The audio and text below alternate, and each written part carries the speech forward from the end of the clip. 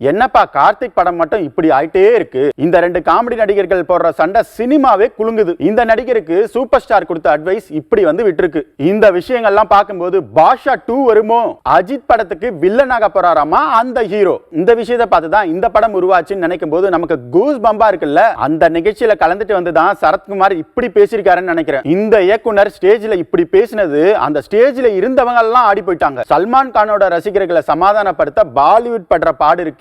வணக்கம் மக்களே, ஒவ்வொரு நாளும் சினிமா அப்டேட்ஸ் நிறைய பார்த்துக்கிட்டு இருக்கோம். அந்த வகையில் இன்னைக்கும் ஏகப்பட்ட சினிமா அப்டேட்ஸ் காத்துக்கிட்டு இருக்கு. வாங்க ஷோக்குள்ள போலாம்.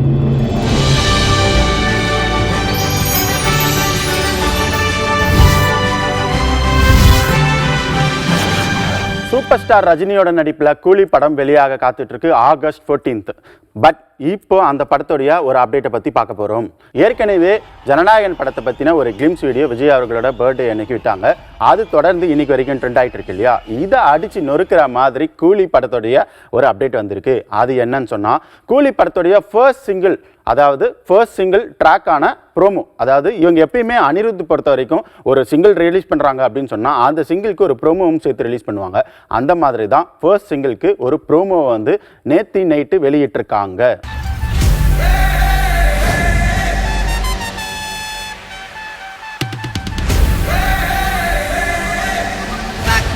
முச்சில்லாமா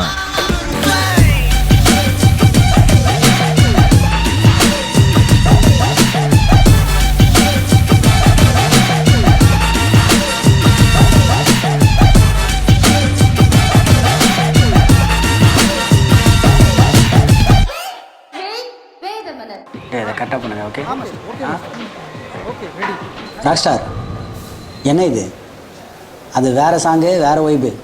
இதை கொடுங்க, இதை பிடிங்க.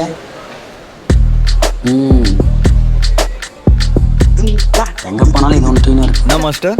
இல்லை, க்யூட்டாக இருக்கே சொன்னேன். நேச்சுரலி ஃபுல்லாக கோல்டு.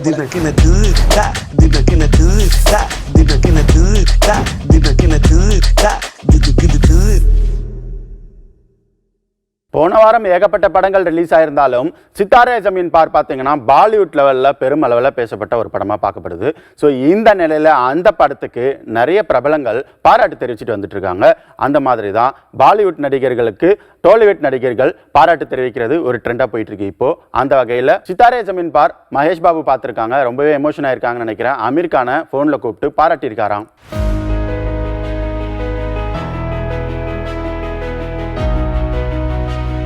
அடுத்து ஒரு சூப்பரான படத்தை பற்றின அப்டேட் பார்க்க போகிறோம். அது என்னன்னா, வைஜி மகேந்திரன், சுஹாசினி, சமுத்திரக்கனி, அதை சொல்லுங்க, கனி இல்லாத கல்யாணமா அப்படின்ற மாதிரி சமுத்திரக்கனி இல்லாத படமே கிடையாது. அந்த மாதிரி நடிகர்கள் பட்டாளமே இருக்கிற ஒரு படம் தான் சாருகேசி. ரொம்ப உண்மையாகவும் நேர்மையாகவும் ஒழுக்கமாகவும் இருக்கவங்கள சினிமா எப்பவும் விடவே விடாது. தேவர்களுக்கெல்லாம் மயன் ஒருத்தர் ஆர்கிடெக்ட் இருந்ததா சொல்லுவாங்க புராணத்தில். அப்படி மயன் மாதிரி ஒரு ஆர்கிடெக்ட் எனக்கு கிடைச்சாருன்னா சுரேஷ் கிருஷ்ணா தான். அப்படி ஒரு வசந்த மாளிகையே கட்டிட்டார். அதுக்கு மேலே சார் வந்து என்னை கூப்பிட்டு பை மிஸ்டேக் நல்லா பண்ணிட்டேன், அப்படியே பண்ணு அப்படின்னாரு. சரி, இது இவர் அப்ரிஷியேட் பண்ணுறாரா இல்லை என்ன சொல்கிறாருன்னு எனக்கு புரியல.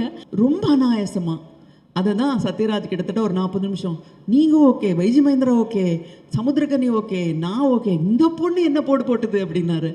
அவ்வளோ நல்லா நடிக்கிறாங்க. எல்லா பெரிய பெரிய ஹீரோக்கெல்லாம் என்னை இசை அமைக்க சொல்லி என்னை இந்த உலகத்துக்கு இந்த ரசிகர்களுக்கு காட்டிய என் டைரக்டர் சுரேஷ் கிருஷ்ணா சார் அவர்களுக்கு என்னுடைய நன்றியை நான் தெரிவிச்சுக்கிறேன். ஸோ இந்த சாருகேசி படத்தை பற்றி பார்த்தோம்னா சூப்பரான ஒரு படமாக அமைஞ்சிருக்கும். என்னப்பா சாருகேசி படம் பேர் சொல்கிறீங்க, பாஷா மாதிரி இருக்குமா அப்படின்னு கேட்குறது புரியுது எனக்கு. ஆனால் பாஷா மாதிரி இருக்குமான்னு தெரியாது. பாஷா படத்தை எடுத்த சுரேஷ் கிருஷ்ணா தான் இந்த படத்தை இயக்கியிருக்காருன்றது குறிப்பிடத்தக்கது. இது என்னடா வெள்ளையா இருக்கவன் பொய் சொல்ல மாட்டான் அப்படிங்கிற மாதிரி இருக்கு. சுரேஷ் கிருஷ்ணா இயக்குனா பாஷா மாதிரி தான் இருக்குமா அப்படின்னா அப்படி கிடையாது. சுரேஷ் கிருஷ்ணா இருக்குன்னா ஒரு குவாலிட்டியான படத்தை கொடுப்பாரு அப்படிங்கிறது ஒரு பக்கம் இருந்தாலும், இந்த படத்துல வர பாடல்கள் எல்லாமே தேனா வந்து காதுல விழும். அப்படி இரு தேவா பத்தி என்ன சொல்ற, அப்புறம் எதுக்கு இந்த டைலாக்லாம் அப்படின்னு நீங்க கேட்கறது எனக்கு புரியுது. தேனிசை தென்றல் தேவா, இன்னொரு பக்கம் சுரேஷ் கிருஷ்ணா, இவங்களுடைய காம்போல சாருகேசி அப்படிங்கிற ஒரு படம் உருவாயிருக்கு. தேவா சார் நாடகத்தை பார்த்து சொல்றார், அவர் எவ்வளவு ஹியூமிலிட்டி பாருங்க. ஒரு இசையமைப்பாளர் தன்னை பற்றி பேசிக்காத ஒரே ஒரு இசையமைப்பாளர் தேவா மட்டும்தான் நினைக்கிறேன் இந்த உலகத்திலேயே. எனக்கு சொன்னார், சார் நீங்கள் இதை படமாக பண்ணிங்கன்னா கண்டிப்பாக என்னை பற்றி நினைக்க மாட்டீங்க, எனக்கு தெரியும் அப்படி தான் ஆரம்பித்தார். இவன் தான் கானா பாட்டு தான் போடுவான்னு நினைப்பீங்க. ஆனால் என்னுடைய பயோடேட்டாவில் என்னால் இப்படி ஒரு படம் பண்ண முடியும்னு ஒரு லைன் வரணும் சார்.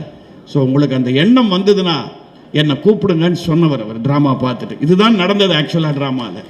75 வயசுல என்ன ஹீரோவாக்கி பார்க்க ஆசைப்படுறாரு சுரேஷ் கிருஷ்ணா அப்படின்னு சொல்லிட்டு YGM ரொம்ப நகைச்சுவா பேசியிருக்காரு. அது மட்டும் இல்லாம இந்த படம் உருவானதுக்கு காரணமே ஒரு முக்கியமான நபர். அந்த நபர் யாரு அப்படின்னு சொன்னா எல்லாருக்குமே தெரிஞ்ச விஷயம் தான். சூப்பர் ஸ்டார் அவர்கள் கொடுத்த சஜஷன் தான் இந்த சாருகேசி படம் உருவாகிறதுக்கு காரணமா இருக்கு. 75 வயசுல ஒரு 16 வயசு பொண்ணை கல்யாணம் பண்ணிட்டா எந்த ஃபீல் வரும்? அந்த மாதிரி இல்லை, சுதா வச்சேனே சொல்கிறேன். 75 வயசில் இப்படி ஒரு கேரக்டர் என்னுடைய சினி கேரியரில் வந்திருக்குன்னா அது கண்டிப்பாக அந்த இறைவனுக்கு நன்றி. அடுத்து இந்த படத்தை பண்ணலான்னு முடிவெடுத்த என் நண்பன் அருணுக்கு நன்றி.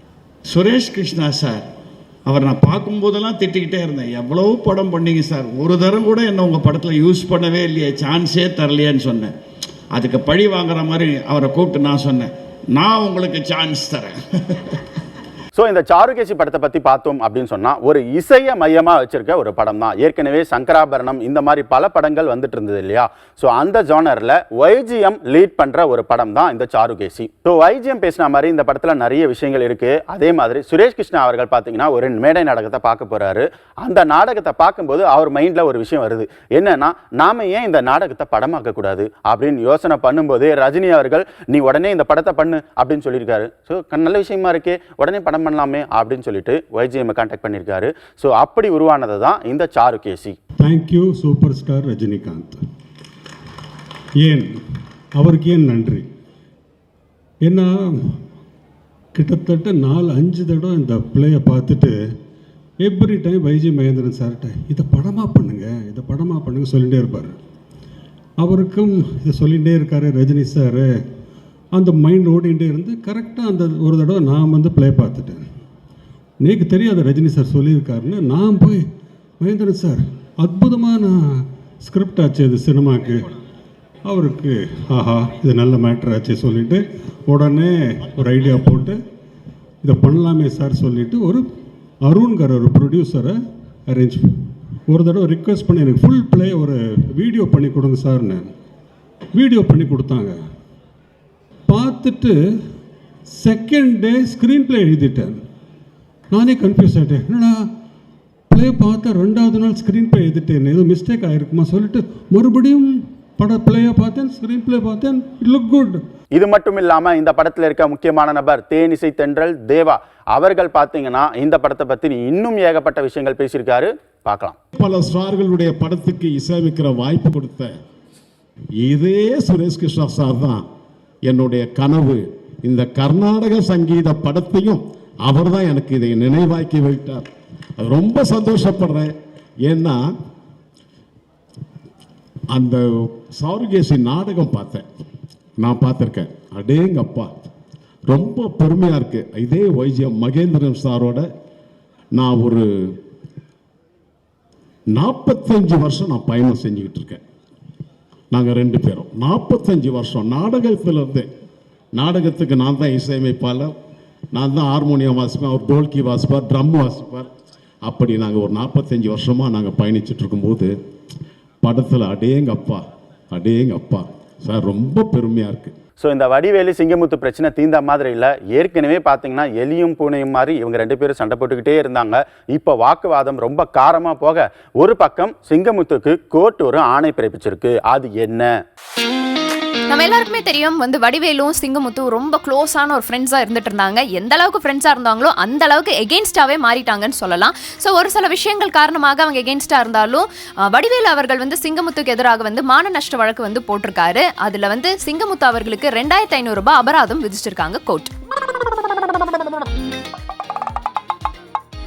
இதை பற்றி டீட்டெயில்டாக நம்ம பார்த்தோம் அப்படின்னா சிங்கமுத்து அவர்கள் ஒரு சில பேட்டிகளில் வடிவேலு அவர்களை பற்றி ஒரு சில விஷயங்கள் அவதூறாக பேசின காரணத்தினால வடிவேலு அவர்கள் என்ன கேட்டிருக்காரு, 5 கோடி மான நஷ்ட வழக்கில் எனக்கு வேணும் அப்படின்னு சொல்லியிருக்காரு. அண்ட் கோர்ட் இதுக்கு என்ன சொல்லியிருக்குன்னா 2500 ரூபாய் கட்டினா போதும்பா அப்படின்னு சொல்லி இப்போ முடிச்சிருக்காங்கன்னே சொல்ல இந்த விஷயம் குறிப்பிடத்தக்கது. விக்ரம் பிரபு இப்போ ரீசெண்டாக நிறைய படத்தில் கமிட் ஆகிட்டு வந்துட்டு இருக்காரு. அந்த வகையில் பார்த்தீங்கன்னா இப்போ லவ் மேரேஜ் அப்படின்ற ஒரு படத்தில் நடிச்சிருந்தாரு. இந்த லவ் மேரேஜ் படம் பார்த்தீங்கன்னா சர்டிஃபைட் ஆயிருக்கு, யூஏ சர்டிஃபிகேட் கொடுத்துருக்காங்க. இதெல்லாம் தாண்டி இன்னொரு பக்கம் பார்த்தீங்கன்னா விக்ரம் பிரபு வில்லனை நடிக்கணும்னு இந்த இயக்குனர் சஜஸ்ட் பண்ணியிருக்காராம். அந்த இயக்குனர் வேற யாரும் கிடையாது, விக்ரம் பிரபுவோட தங்கை கணவரான ஆதிக் ரவிச்சந்திரன் தான் அந்த சஜஷன் கொடுத்திருக்காரு. நீங்க ஏன் வில்லன் நடிக்க கூடாது அப்படின்னு சொல்லியிருக்காரு. ஒருவேளை ஆதிக் ரவிச்சந்திரனும் அஜித்தும் ரெண்டு பேரும் காம்போ ஆகிற படத்துக்கு விக்ரம் பிரபு வில்லனா இருப்பாரோ? தல அஜித் நடிச்ச குட் பேட் அக்லில வந்து வில்லனா நடிச்சது நம்மளோட அர்ஜுன் தாஸ். அண்ட் அதே மாதிரி விடாமுயற்சியில வந்து வில்லனா நடிச்சது ஆரவ் அவர்கள் நடிச்சிருந்தாரு. ரெண்டு பேருமே ஆல்ரெடி ஹீரோவா நடித்திருந்தால் கூட தல அஜித்காக வில்லனா மாறி இருக்காங்களோ அப்படிங்கிற மாதிரி ஒரு விஷயம் ஓடிட்டு இருந்தாலும் இப்போ விக்ரம் பிரபு அவர்கள் வில்லனா மாறுவாரா? சல்மான் கான் ஒரு விஷயத்த வெளியிட்டிருக்காரு. அதை கேட்ட சல்மான் கான் ரசிகர்கள் எல்லாருமே பார்த்தீங்கன்னா வந்து ரொம்ப மனசு கஷ்டப்பட்டிருக்காங்க. அது என்ன விஷயம் பார்த்தோம்னா, பாலிவுட்லயே அதிர்ச்சியான தகவல் வந்து ஒன்று வெளியாகிருக்கு. சல்மான் கான் அவர்களுக்கு ஒரு பிரெயின் டிசீஸ் வந்து அட்டாக் ஆயிருக்கு அப்படிங்கிற விஷயம் வந்து நம்ம எல்லாருக்கும் தெரிந்திருந்தாலும் அவரோட ஃபேன்ஸ் வந்து மிகப்பெரிய ஒரு துயரத்தில் இருக்காங்கன்னே சொல்லலாம். இது மிகப்பெரிய அதிர்ச்சியான தகவல் பாலிவுட்ல. சல்மான் கான் அவர்களுக்கு 59வது வயது ஆனாலும் இன்னுமே வந்து ஃபிட்டா அப்படியே பாடியை ரொம்ப அழகா வந்து மென்மையா வச்சிருக்காருன்னே சொல்லலாம். அண்ட் 1988 இவர் சினிமா உலகுக்கு வந்து என்ட்ரி கொடுத்திருந்தாரு. இன்னும் அப்படியே இருக்காருன்னு ஒரு பக்கம் சொல்ல, இன்னொரு பக்கம் வந்து கல்யாணமே ஆகாம சிங்கிளா இருக்காரு, ஃபிட்டா இருக்காரு, சந்தோஷமா இருக்காங்கன்னு இன்னொரு பக்கமும் சொல்லிட்டு இருக்காங்க. 2011 வந்து சல்மான் கான் அவர்கள் வந்து ஷேர் பண்ணியிருந்தாரு, தனக்கு வந்து நரம்பு சம்பந்தமான பாதிப்பு முகத்துல தெரியறதுக்காக ஒரு சர்ஜரியும் பண்ணியிருந்தாரு. இப்போ இதை தொடர்ந்து இன்னும் 2 பிரச்சனை இருக்கு அப்படிங்கிற மாதிரி அவர் ஷேர் பண்ணியிருந்தாரு. ஒன்று வந்து பார்த்தோம் அப்படின்னா பிரெயின் பிளட் வெசல்ஸ்ல ஒரு பிரச்சனை, ஏவிஎம் நர்வஸ் சிஸ்டம்லயும் ஒரு பிரச்சனை இருக்கிறதா சொல்லியிருக்காரு. இதெல்லாம் எப்போ சொல்லியிருந்தாங்க அப்படின்னா ஒரு இன்டர்வியூல கேட்டிருக்காங்க, உங்களுக்கு எப்பங்க கல்யாணம் ஆகும்னு கேட்கும்போது என் உடல்நல கொஞ்சம் வந்து பாதிப்பா இருக்கிறனால நான் கொஞ்சம் லேட் பண்றேன் அப்படின்னு சொல்லியிருக்காரு. मैं हमेशा कहता हूँ कि यार मेरी शादी कर लेने में आपका क्या फायदा है? छोटी सी मिसअंडरस्टैंडिंग पे डिवोर्स हो जाता है और फिर डिवोर्स तो चलो डिवोर्स हो गया, वो आधे पैसे भी लेके चली जाती है. குபேரா படத்தை பத்தின அப்டேட் நிறைய வந்துட்டே இருக்கு. ஸோ அந்த வகையில் ரீசெண்டாக இந்த படத்துடைய சக்சஸ் மீட் நடத்தினாங்க. அந்த சக்சஸ் மீட் ஹைதராபாத்தில் நடந்தது. இதுவும் முக்கியமாக பார்த்தீங்கன்னா சிரஞ்சீவி அவர்கள் பார்ட்டிசிபேட் பண்ணிக்கிட்டாங்கன்றது குறிப்பிடத்தக்கது. சிரஞ்சீவி அவர்கள் நிறைய விஷயங்கள் தனுஷை பாராட்டி பேசியிருக்காங்க. அதை தான் நம்ம பார்க்க போகிறோம். ఈ క్యారెక్టర్ ధనుష్ తప్ప ఇంకెవరిని ఊహించుకోలేము. ధనుష్ ఒక్కడే దీన్ని న్యాయం చేయగలడు. తన పెర్ఫార్మెన్స్లో అనిపించింది క్యారెక్టర్ చూసిన తర్వాత. నిజంగానే తిరుపతిలో సినిమా చూస్తుంటే తిరుపతిలో ఓపెన్ చేసినప్పుడు కింద ఒక యాక్సిడెంట్ అయ్యే ముందు బెగ్గర్స్లో కూర్చున్నప్పుడు ధనుష్ అని గుర్తించాలి. నాకు ఆ పరిగెత్తేంతో నాకు గుర్తించలేకపోయాను. అంతగా క్యారెక్టర్లో యూ ఇన్వాల్వ్ సో మచ్. నీ గెటప్ కానీ అన్నీ కానీ సో అంటే అక్కడ తెలిసిపోతుంది తన డెడికేషన్ ఏమిటో ఆర్టిస్ట్ గారు. అది ஏற்கனவே நான் சொன்ன மாதிரி சமுத்திரக்கனி இல்லாத படமே கிடையாது அப்படின்ற மாதிரி நானி அவர்கள் நடித்த ஹிட் 3 படத்திலையும் சமுத்திரக்கனி நடிச்சிருந்தாங்க. இதையும் தாண்டி நானி, ஸ்ரீநிதி செட்டி இந்த மாதிரி பல பிரபலங்கள் நடிச்சிருந்தாங்க. ஸோ ஆனால் இந்த படத்தோட பார்ட் 3 ஏற்கனவே இப்போ ரீசெண்டாக ரிலீஸ் ஆச்சு இல்லையா? பார்ட் 1 நல்ல வரவேற்பு, பார்ட் 2 நல்ல வரவேற்பு, பார்ட் 3யும் நல்ல வரவேற்பு கொடுத்திருந்தது. இருந்தாலும் இந்த படம் ஹிட் கொடுத்தது ஒரு பக்கம் இருக்க, இன்னொரு பக்கம் இது வந்து தலையில் ஒரு ஹிட் ஆயிடுச்சு. என்ன ஹிட் அப்படின்னு சொன்னால் இந்த படம் பிரச்சனையில் மாட்டிருக்கு. டைரக்டர் ஷைலேஷ் அவருடைய இயக்கத்துல நானி நடிப்புல வெளியான படம் தான் வந்து ஹிட் 3. இந்த படம் வந்து ஒரு நல்ல சக்சஸ்ஃபுல்லான மூவினே சொல்லலாம். ஒரே மாதிரியான 13 கொலைகள் வந்து ஒரு பெரிய நெட்வொர்க் ஏஜென்சி மூலமா நடக்கிற விஷயங்களை அழகா கண்டுபிடிச்சிருக்காரு நானி ஹீரோ அவர்கள். இந்த கதையில என்ன விஷயம் அப்படின்னு பார்த்தா ரீசெண்ட் டைம்ஸ்ல கோர்ட் கேஸ்லாம் போயிட்டு இருக்கு. இந்த கதையை வந்து 2022 வந்து தென்காசியை சேர்ந்த விமல் அவர்கள் வந்து நான் ஆல்ரெடி வந்து எழுத்தாளர்கள் சங்கத்துல வந்து நான் அசோசியேஷன்ல சைன் பண்ணி இதை ரெஜிஸ்டர் பண்ணி வச்சிருக்கேன், என்னோட கதையை வந்து திருடி இருக்காங்க அப்படின்னு சொல்லி ஒரு வழக்கு வந்து தொடர்ந்து விமல் அவர்கள் என்ன ஷேர் பண்ணி வழக்கு தொடர்ந்திருக்காரு அப்படின்னா ஏஜென்ட் 11 அப்படிங்கிற ஒரு சைக்கோ த்ரில்லர் படமை தான் வந்து ஹிட் 3 அப்படிங்கிற படம் மூலமா வந்து இவங்க இயக்கியிருக்காங்கன்னு சொல்லியிருக்காரு. இந்த கதையை வந்து நானி ப்ரொடக்ஷன்ஸ்க்கு வந்து இமெயில் மூலமாவும் வந்து அனுப்பிச்சிருக்காரு. அது மட்டும் இல்லாம ஏஜென்ட் வி அப்படிங்கிற நாவலும் இவர் எழுதியிருக்கிறது குறிப்பிடத்தக்கது. கார்த்திக் 29 இந்த படத்தோடைய ஷூட்டிங் தள்ளி போகுதான். என்னப்பா சொல்ற, கார்த்திக் 29 படம் வந்ததே தெரியாது, இது நீ தள்ளி போகுதுன்னு வேற சொல்ற அப்படின்னும் போது நீங்க சொல்றது புரியுது. என்னன்னா கார்த்திக் 29 டானாக்காரன் ஒரு படம் வந்தது இல்லையா விக்ரம் பிரபுது, அந்த படத்தோடைய டைரக்டரான தமிழ் பார்த்தீங்கன்னா கார்த்திகை வச்சு ஒரு படம் இயக்க போறாருன்னு ஒரு அனௌன்ஸ்மெண்ட் வந்தது. அந்த படம் தான் கார்த்திக் 29. ஸோ ஏற்கனவே PS மித்ரனோட இயக்கத்தில் கார்த்திக் அவர்கள் பார்த்தீங்கன்னா சர்தார் 2 படம் ரிலீஸ் ஆக போகுது இன்னும் 10 நாள்ல. ஸோ இதை தொடர்ந்து அவர் அடுத்த படத்தில் கமிட் ஆக போறாருன்னு நம்ம சொல்லிட்டு இருந்தோம். அந்த வகையில் கார்த்திக் 29 படம் ரெடி ஆயிடுச்சுன்னு சொன்னாங்க. ஆனால் இப்போ ஏதோ ஒரு காரணத்தினால தள்ளி போயிடுச்சு.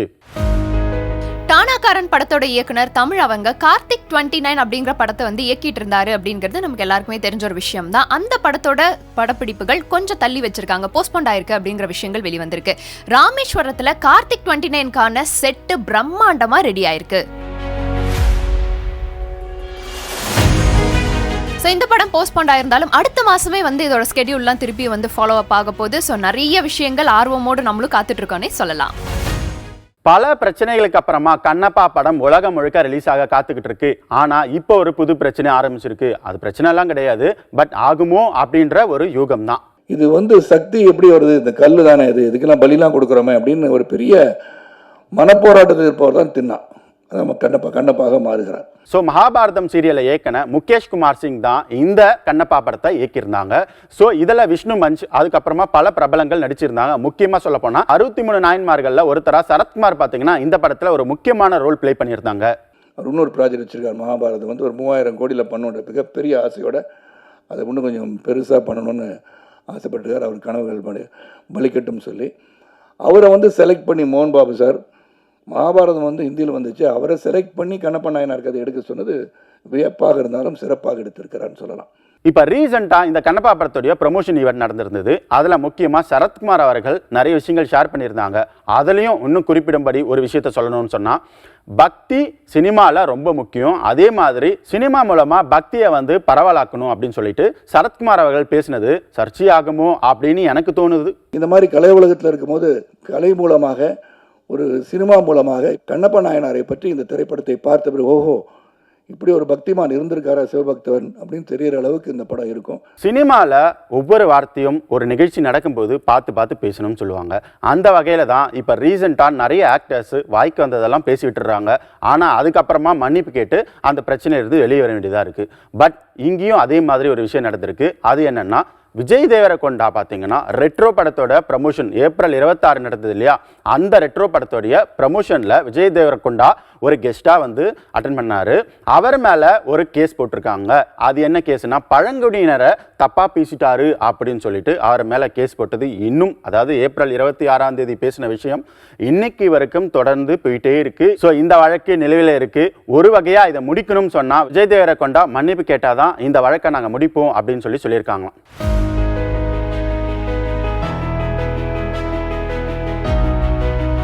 இதே மாதிரி ரீசெண்டாக ஒரு படத்தோடைய ஆடியோ லான்ச் நடந்தது. அது என்னன்னு பார்த்தீங்கன்னா குட் டே. இந்த குட் டே படம் பார்த்தீங்கன்னா வர ஜூன் 27ஆம் தேதி ரிலீஸ் ஆக போகுது. இந்த குட் டே படத்தோடைய ஆடியோ லான்ச்சில் ஒரு முக்கியமான ஒரு விஷயம் நடந்தது. அது என்னன்னு பார்த்தீங்கன்னா, இயக்குனர் ராஜமுருகன் இந்த ஆடியோ லான்ச்சில் பங்கெடுத்துக்கிட்டாரு.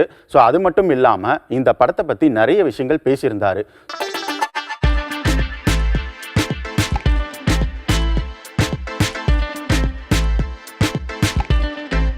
பொதுவாக இந்த மாதிரியான விஷயங்கள் வரும்போது நம்ம சப்போர்ட் பண்ணுறது பண்ணல அப்படிங்கிறதெல்லாம் தாண்டி அந்த கண்டென்ட் தான் ரொம்ப முக்கியம். அந்த மாதிரி நிறைய படத்துக்கு நம்ம போகிறோம், சம்பிரதாயத்துக்கு சப்போர்ட் பண்ணுறதுக்காக 2 வார்த்தைகள் பேசுவோம்.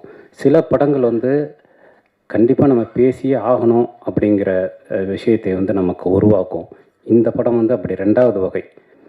அந்த படத்தை பார்த்த உடனே இதுக்கு சப்போர்ட் பண்ணுறது நம்முடைய தார்மீக கடமை அப்படின்னு என்னை உணர வைத்த ஒரு படம் குட் டே. ஏன்னா கொடி வந்து நமக்கு மீண்டும் மீண்டும் குற்றுணர்ச்சியை மட்டுமே கொடுத்து கொண்டிருக்கிறது. இந்த சமூகத்தை பற்றி நம்ம வந்து கவலைப்படலாம், இந்த சமூகம் நமக்கு கொடுக்க அழுத்தத்தை பற்றி பேசலாம். ஆனால் சீர்திருத்தம் செய்வதற்கு செயல் மட்டும்தான் முக்கியம் அப்படிங்கிறது. அது எளிய செயலாக இருக்கலாம், வலிய செயலாக இருக்கலாம். அதுக்கு வந்து சைஸ் பெருசே இல்லை. சினிமாக்களையும் நான் அதை தான் தொடர்ந்து சொல்லிகிட்டே இருக்கேன். சின்ன படம் பெரிய படங்கிறது இல்லை, அது ஏற்படுத்தக்கூடிய தாக்கம் தான் முக்கியம். நடிகர் ஸ்ரீகாந்த் அவர்கள் போதைப் பொருள் வழக்குல வந்து கைது செய்யப்பட்டிருக்கார் அப்படிங்கிறது சினிமா வட்டாரங்கள்ல மிக அதிர்ச்சியான தகவலா பார்க்கப்படுது. இப்ப ரீசெண்ட் டைம்ஸ்ல அவர் தீக்கிரை அப்படிங்கிற படத்துல வந்து நடிச்சிட்டு வராரு. இதுல வந்து 3 ப்ரொடியூசர்ஸ் இந்த படத்தை வந்து தயாரிச்சிட்டு இருக்காங்க. அதுல வந்து ஒன் ஆஃப் தி ப்ரொடியூசர்ஸா இருக்கக்கூடியவர் தான் வந்து இந்த போதைப் பொருள் வழக்குல வந்து சம்பந்தப்பட்டிருக்கார் அப்படிங்கிற விஷயம் தெரிய வந்திருக்கு. நடிகர் ஸ்ரீகாந்த் அவர்கள் 1 கிராம் கொக்கைனை வந்து 12,000 ரூபாய்க்கு வாங்கினதாகவும் அதை செக் பண்றதுக்காக அசிஸ்டன்ட் கமிஷனர் அவர்கள் வந்து பிளட் டெஸ்ட் மூலமா பார்க்கும்போது அது கன்ஃபார்ம் ஆகியிருக்கு. இதனால சினிமா வட்டாரங்கள்ல அதிர்ச்சியான தகவலா வந்த நடிகர் ஸ்ரீகாந்த் அவர்கள் இதற்காக வந்து அரெஸ்ட் பண்ணியிருக்காங்க. நிறைய சினிமா அப்டேட்ஸ் பார்த்துட்டு நீங்க டயர்டா இருப்பீங்கன்னு நினைக்கிறேன். இதே மாதிரி நாளைக்கு சூப்பரான அப்டேட்ஸோட வரேன். பாய்.